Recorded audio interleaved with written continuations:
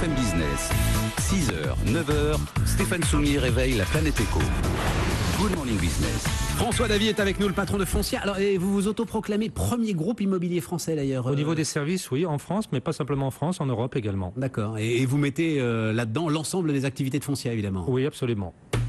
Dont on va parler d'ailleurs, parce qu'il y a d'un côté tout ce qui est loyer, etc. Enfin, ouais. Les professions immobilières telles qu'on les connaît. Il y a évidemment aussi le côté syndic, et j'espère qu'on va réserver quand même 2-3 minutes, parce que dans l'ensemble de la loi du flot qui va être amendée, tout le monde effectivement tire à boulet rouge sur le volet loyer et sur le volet logement. En revanche, le volet syndic, il fait l'unanimité, sauf d'ailleurs du côté des syndics, François Davy, mais justement, on va en dire un mot. Mais d'abord, est-ce qu'on est sur une aggravation de ce que je vais appeler la crise du logement, à travers notamment le locatif, de la crise du logement sur ces derniers mois? Bien évidemment qu'on peut le dire. La mobilité résidentielle, c'est-à-dire la part des locataires qui changent de logement tous les ans, ne fait que baisser. Sur les deux plus grandes villes de France, Marseille et Paris, c'est autour de 16%. Donc, moins les locataires changent, moins il y a d'offres de logements disponibles. Donc ça, c'est un élément important. Et ces locataires, ils ne changent pas pourquoi? Enfin, c'est pas parce qu'ils sont bien chez eux qu'ils ne changent pas. C'est parce que l'offre n'est plus aujourd'hui suffisante. Primo-accédant, il y en a de moins en moins. On a bien vu au niveau des promoteurs l'effondrement de la construction de logements neufs. Et dans la construction de logements neufs, ce qui est très important, Monsieur Soumier, c'est de voir la part qui sont faites par des investisseurs qui vont mettre leurs biens à louer. Pour le locatif. Et ben même pour le locatif, même à l'intérieur d'un marché qui baisse, la part de l'investissement locatif est en chute libre également. Donc il y a un vrai problème de confiance. Et nous, professionnels, ce qui nous inquiète, c'est effectivement l'offre de logements locatifs. On n'est pas, bien évidemment, dans un système où on peut avoir de la confiance, et d'autre part, fondamentalement, en termes de professionnels, on est inquiet de cette tendance. Est-ce que vous faites le lien direct avec la loi du flot, François Davy? Écoutez, il y a tout un ensemble. On ne peut pas dire que ce soit la loi du flot fondamentalement, mais il est vrai qu'elle n'arrange pas les choses et qu'elle provoque une sorte de crispation par rapport à ça. C'est compliqué, la loi du flot. Les objectifs, ils sont louables, mais dans la réalité, c'est beaucoup plus complexe, donc beaucoup plus coûteux qu'avant, et ça crée des réflexes, notamment de la part des propriétaires et des investisseurs, qui sont pas bons. Et ça va à l'inverse de l'intérêt des locataires. Qu'est-ce que vous attendez du gouvernement là? Il devrait annoncer un certain nombre de choses dans la semaine. Qu'est-ce que vous attendez? Alors d'abord, mercredi, il y a un certain nombre de mesures qui vont être annoncées par rapport aux normes de construction, donc ça c'est très bien, mais il est clair qu'il y a 200 décrets qui vont devoir sortir par rapport à cette loi Allure.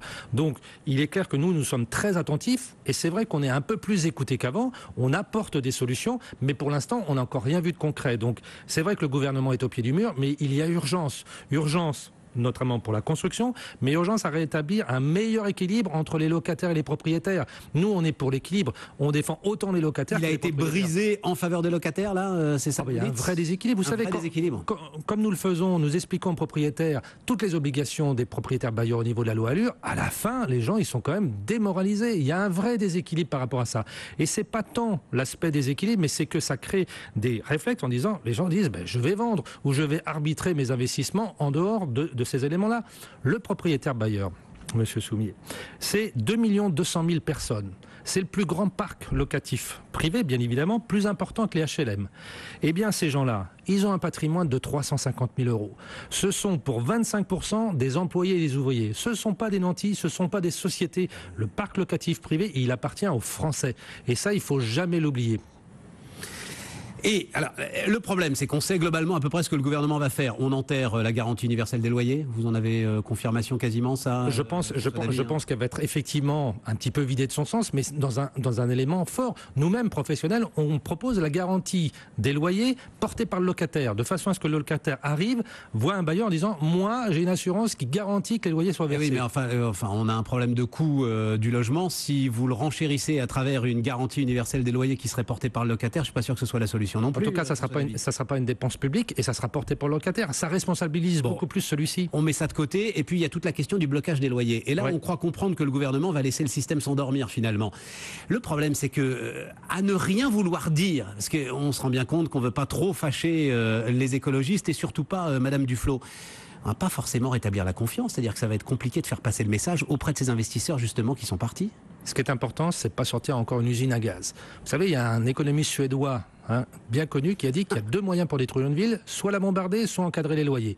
Mais fondamentalement, un investisseur qui de bonne foi investit, pris un emprunt pour mettre un investissement locatif, et qui, on va dire, notamment sur Paris, votre loyer va baisser de 26%. Franchement, comment va-t-il réagir par rapport à ça? C'est ça qui va se passer, il va y avoir des baisses de 26% sur les loyers. Vous affolez le chaland là, François Davy. Oui, non, mais je confirme. Et où est-ce que ça va être? Ça va être sur les logements les plus chers, ceux qui sont au-dessus du loyer de référence. Pour les logements, pour les loyers les plus bas, vous pouvez même avoir une remontée des prix. Donc oui, à Paris, si on applique la mesure, les loyers les plus chers vont baisser. C'est ceux qui sont occupés par des personnes qui ont les moyens.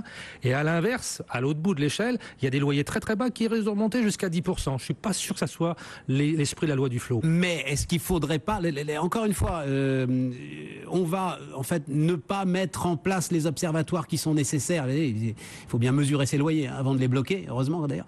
On ne va pas mettre en place les observatoires. Est-ce que ce sera suffisant à rétablir cette confiance? J'espère, en tout cas. Ceci dit, il va falloir le dire quand même un petit peu haut et fort, non? On peut le faire en catimini. Moi, je dis haut et fort que les observatoires publics, pour l'instant, n'existent pas. Ils existent uniquement à Paris. En dehors de la France, ils n'existent pas du tout. C'est pour ça qu'on oblige les professionnels à donner les éléments, mais ça n'existe pas. Vous savez qu'il faut au moins 5 ans. 5 ans de données pour qu'un observatoire soit fiable. Ça veut dire quoi? Ça veut dire qu'on va démarrer avec des observatoires publics qui n'ont pas la base de référence. Il va y avoir un tas de litiges, il va y avoir un tas de recours. Donc il faut faire très attention. Moi, je crois beaucoup plus à ce que j'ai entendu en disant que sur Paris, probablement que ça allait sortir, et qu'on laisserait aux collectivités locales le soin, effectivement, de prendre ces éléments-là. Mais pour nous, professionnels, on propose également d'aller plus loin. Nous, on propose un conventionnement. Un propriétaire dirait, pendant 9 ans, je m'engage à ce que mon loyer n'augmente pas plus que l'inflation. Et j'offre mon logement à quelqu'un avec plafond de ressources. Ça permettrait effectivement de donner l'accès à un logement à des gens qui n'y ont pas accès actuellement. On ne va pas simplifier les choses, quoi. C'est-à-dire qu'on va partir encore dans une série d'annonces, de contre-annonces, de réflexions qui ne vont pas rétablir la confiance nécessaire au retour de l'investissement immobilier. Il faut simplifier. Le problème, prévisibilité fiscale et simplifier. On attend beaucoup que les décrets simplifient. Actuellement, c'est quand même 200 décrets, vous nous avez 200 décrets. Eh oui, c'est quand même relativement impressionnant. C'est ballot, on n'a pas le temps de parler des syndics, François Davy. J'aurais aimé. Eh ben oui, réinvitez-moi. Transparence, vous avancez là-dessus. Transparence. Oui. L'association Que Choisir a tiré à boulet rouge sur, alors les grands noms d'ailleurs, il y avait Foncia, il y avait Nexity, il y avait absolument tout le monde, en disant ça n'avance pas en ce qui concerne la transparence. Qu'est-ce que vous répondez? Vous répondez si, on est en train de discuter d'ailleurs sérieusement. On discute avec les associations de consommateurs. UFC Que Choisir, qui nous tire à boulet rouge dans la presse, discute quand même avec nous. Et nous, ce que nous souhaitons, c'est avoir un accord avec eux sur le futur contrat de syndic qui soit béni par le gouvernement. Et j'ai bon espoir. Plus de transparence. Tout le monde est d'accord là-dessus, tout le monde est d'accord. Bien évidemment. François Davy, le patron de Foncia ce matin sur BFM Business, il sera 8h dans 3 minutes. Impression d'entrepreneur vous accompagne avec les stations de travail HP.